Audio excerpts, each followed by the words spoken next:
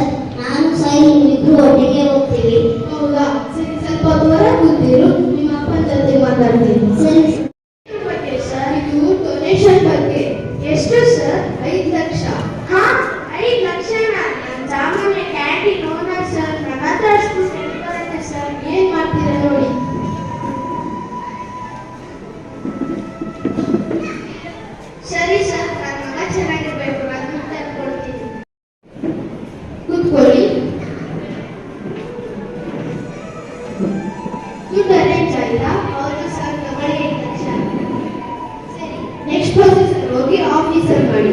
ಸರಿ ಸರ್.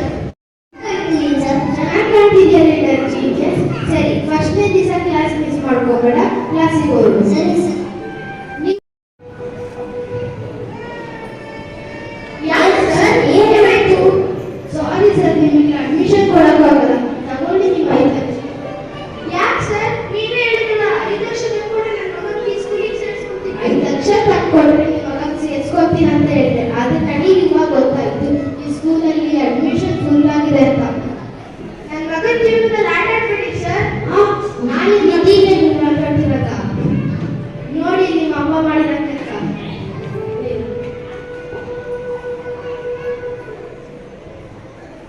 ಬೇಗ ತುಳಿಯೋ. ನನಗೆ ಈ ವಿಡಿಯೋ ಒಂದು ವಾರದ ಮುಂಚೆನೆ ಸಿಕ್ಕಿತ್ತು. ಈಗ ನಿಮ್ಮಪ್ಪ ಸಾಹಿತ್ಯದಲ್ಲಿ ಶ್ಯಾಮನ ಸೇರಿಸ್ಕೊಂಡಿದ್ದಾರೆ. ನಾನು ಶ್ಯಾಮ ಒಟ್ಟಿಗೆ ಬುಕ್ ಶೇರ್ ಮಾಡ್ತೀವಿ. ಅವರಿಗೂ ಇದೇ ದುಡ್ಡಲ್ಲಿ ಇದೆ. ಎಜುಕೇಶನ್ ಕೊಡ್ಸಪ್ಪ. ಸರಿ ಮತ್ತೆ. ಸಾರಿ ಸರ್, ನನ್ನ ತಪ್ಪನಿಗೆ ಈಗ ಅರ್ಥ ಆಯ್ತು. ನಾನು ತುಂಬಾ ದೊಡ್ಡ ತಪ್ಪು ಮಾಡಿದ್ದೀನಿ. ಸಾರಿ ಕೇಳ್ಬಿಡಿ ಸರ್. ನೀವು ಮಾಡಿದ ತಪ್ಪೆಲ್ಲ ಗೊತ್ತಾಗಬೇಕಂದ್ರೆ ನಾನು ಇಷ್ಟೆಲ್ಲ ನಾಟಕ ಮಾಡಿದ್ದು. ನೀವು ಸಾರಿ ಕೇಳ್ಬಿಡಿ ಸರ್, ನನ್ನ ತಪ್ಪಿರೋದು. ನೀವು ಸಾರಿ ಕೇಳ್ಬೋದು ಸರ್.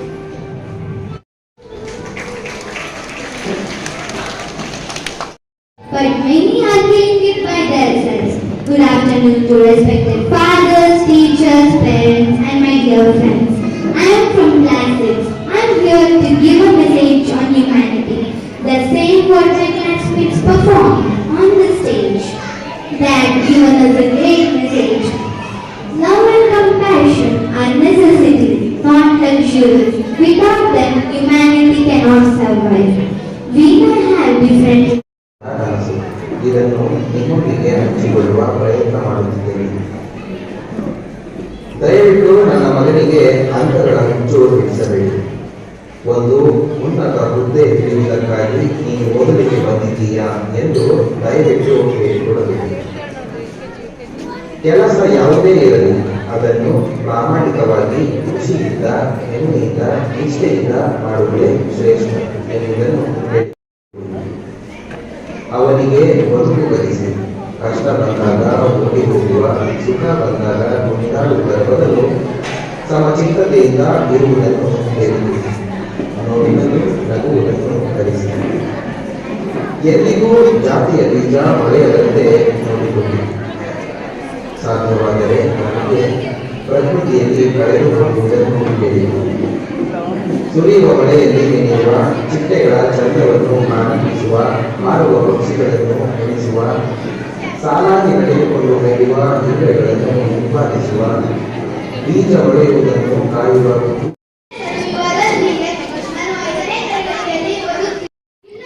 ಇಲ್ಲಿ ಕ್ಲಾಸ್ 5 ಅವರು ಪ್ರಕೃತಿ ನಾಶ ಮಾಡೋದ್ರಿಂದ ನಮಗೆ ಏನೇನು ದುಷ್ಪರಿಣಾಮಗಳು ಎದುರಾಗ್ತವೆ ಅಂತ ತುಂಬ ಚೆನ್ನಾಗಿ ಆ್ಯಕ್ಟಿಂಗ್ ಮಾಡಿ ತೋರಿಸಿದ್ದಾರೆ. ಹಿಂದಿ ಪ್ರಾಜೆಕ್ಟ್ ಮೇಲೆ ಅವರು ಏನು ಆ್ಯಕ್ಟಿಂಗ್ ಮಾಡ್ತಿದ್ದಾರೆ ಅನ್ನೋದು ಸ್ಕ್ರೀನಲ್ಲಿ ಪ್ಲೇ ಆಗ್ತಾ ಇದೆ.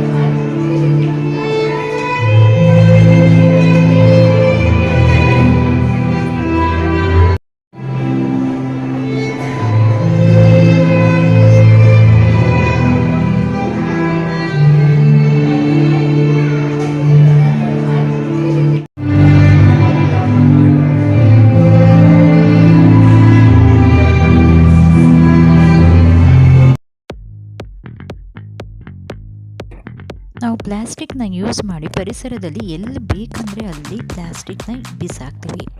ಹಾಗೆ ಇಲ್ಲಿ ಬೈಕ್ ವಾಶ್ ಮಾಡೋಕ್ಕೆ ನೀರಿದೆ, ಆದರೆ ಗಿಡಗಳಿಗೆ ಹಾಕೋಕ್ಕೆ ನೀರು ಇರಲ್ಲ. ಈ ಥರ ಪ್ಲ್ಯಾಸ್ಟಿಕ್ ಬಳಕೆ ಮಾಡಿ ಏನು ದುಷ್ಪರಿಣಾಮ ಆಗ್ತದೆ ಅಂತ ತುಂಬ ಚೆನ್ನಾಗಿ ಇಲ್ಲಿ ತೋರಿಸ್ಕೊಟ್ಟಿದ್ದಾರೆ.